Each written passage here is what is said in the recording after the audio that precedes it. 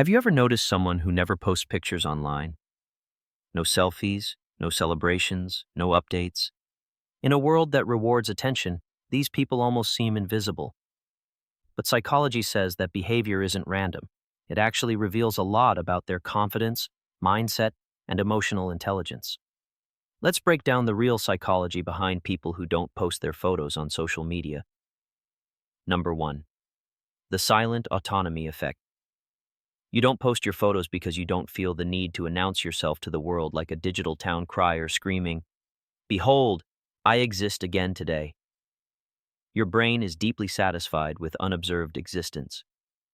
You experience autonomy not as independence from people, but independence from constant visibility. For you, being unseen is not being erased, it's being unpressured. There's no silent demand to perform happiness, productivity, attractiveness, or living your best life on schedule. Your nervous system doesn't have to negotiate with an algorithm before relaxing. Psychologically, this is tied to intrinsic motivation dominance. Your actions are driven by internal satisfaction rather than external signals. You do things because they matter to you, not because they translate well into rectangles on a screen.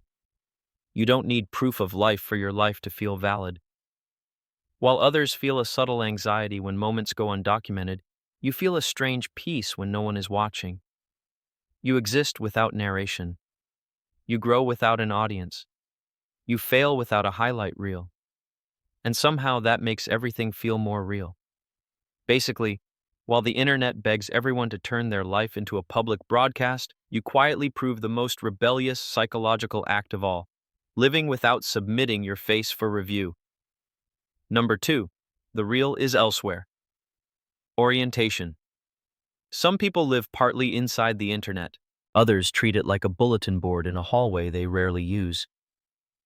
If you don't post photos, your brain likely believes that real life happens off camera. You feel most alive in moments no one is documenting, counting, or reacting to. A quiet conversation, a long walk, a laugh that wasn't captured from 3 angles. Posting a photo afterward feels like trying to mail a thunderstorm in an envelope. This is linked to an externally detached reward system. Your emotional peak arrives during experience itself, not during the public retelling of it. The memory becomes complete without witnesses, likes, or digital applause. So you gather memories like personal artifacts, rather than social currency. While the world is busy proving it lived, you're too busy actually doing it.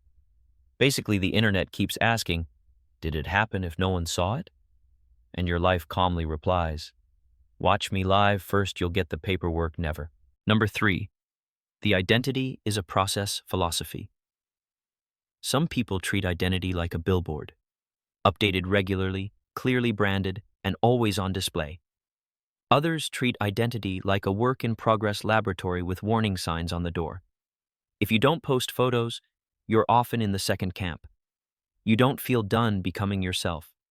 Freezing your face into the eternal amber of the internet feels premature, like publishing a draft labeled final. You change versions of yourself quietly, internally, and sometimes dramatically, and you don't want old digital artifacts arguing with your present reality. Psychologically, this aligns with high identity fluidity and self-reflective processing. Your sense of self is dynamic, evolving, and very much under construction. Photos feel too permanent for something you experience as temporary. So while others upload proof that they existed on a beach in 2019, you're out here reinventing yourself in small personal revolutions that don't require timestamps. In short, the internet wants snapshots. You're busy directing a long, confusing, director's cut version of being you. Number 4. The anti-comparison defense system. You scroll. You compare. You pretend you're fine. Then you scroll again. People who don't post their photos often know exactly how brutal that comparison game can be because their brain is extremely good at it. Too good, actually. They understand on a gut level that social media is a highlight museum where everyone exhibits only their best lighting and most forgiving angles. Posting your own image means stepping directly into a silent competition you never agreed to join. Their mind chooses peace over ranking. Psychologically, This reflects high social comparison sensitivity. These individuals are more emotionally affected by perceived hierarchy, status, and visual success. Rather than constantly testing their self-worth against someone else's filtered Tuesday afternoon, they opt out entirely. It's not avoidance, it's strategic emotional conservation. You're not trying to look better than anyone, you're trying not to feel worse for no scientifically valid reason. So you keep your face offline and your nervous system out of the Hunger Games. Basically, while everyone else is measuring their life in pixels and jawlines, you're using a much older unit of happiness, not feeling awful for free. Number 5. The observer, not the exhibit mindset. You're at a party. Some people are on the dance floor. Others lean against the wall watching everything unfold with quiet fascination, sipping their emotional beverage. Photo avoiders are often wired as observers rather than exhibits. They're psychologically oriented outward, interested in systems, behaviors, ideas, and other people's odd little habits. Turning the camera on themselves feels like breaking character. Their brain is comfortable being the mirror, not the portrait. This trait is commonly linked to introverted sensory processing, not social anxiety, but a preference for absorbing rather than broadcasting. They experience the world deeply but express themselves selectively. Posting photos feels like shouting during a thoughtful pause. They're still present. They're just not narrating their presence in real time. While others say, "Look at me here." They're quietly noticing who left early, who laughed too hard, and who checked their phone during the hug. In essence, the internet wants everyone to be both actor and audience. They chose to stay in the front row with popcorn and unbroken identity. Number 6. The dopamine budgeter brain. Every like is a tiny candy. Your brain loves candy. Some brains, however, don't trust free candy from strangers. People who don't post photos often have an unusual relationship with reward. They don't want their mood tethered to unpredictable digital applause. They've learned consciously or not that social media feedback messes with emotional budgeting. One day you post a photo and it flops. No fireworks, no hearts. Suddenly your confidence drops for no logical reason, like a stock market crash caused by vibes. Their brain anticipates this volatility and quietly opts out of the casino. Psychologists link this to higher emotional self-regulation. These people prefer stable, slow-burning sources of validation. Real conversations, competence, long-term respect. The fast sugar rush of digital approval just isn't worth the crash that follows.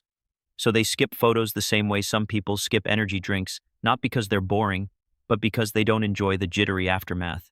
Basically, while the internet is throwing dopamine confetti at everyone's nervous systems, they politely sweep it into the trash before it stains their mood. Number 7. The control of narrative instinct. Some people don't avoid posting photos because they hate attention. They avoid it because they hate misinterpretation. You put one innocent smiling picture online, and suddenly relatives think you're thriving, exes think you're showing off, and strangers think they understand your entire personality based on one frozen facial decision. It's narrative chaos. These individuals are highly sensitive to how stories about them get constructed without their consent. Their brain isn't just protecting privacy, it's protecting context. They know how quickly images detach from reality and start living wild fictional lives in other people's heads. Psychologically, this is linked to high cognitive empathy. They overestimate how much others will analyze and misread them. You avoid posting not because you're invisible, but because you refuse to let a bad caption become your unofficial biography. You don't want your face turned into a headline your life never approved. Ironically, these people often communicate deeply in private. They just don't outsource their identity to an algorithm optimized for misunderstanding. In short, while others let the internet write fan fiction about their lives, they keep the manuscript locked in a drawer with a very stern guard. Number 8. The privacy is oxygen effect. Imagine living in a house where the walls are made of glass, and everyone politely pretends they're not staring. That's how posting personal photos feels to certain nervous systems. For them, privacy isn't a preference, it's breathing room. These individuals are often wired for strong psychological boundaries.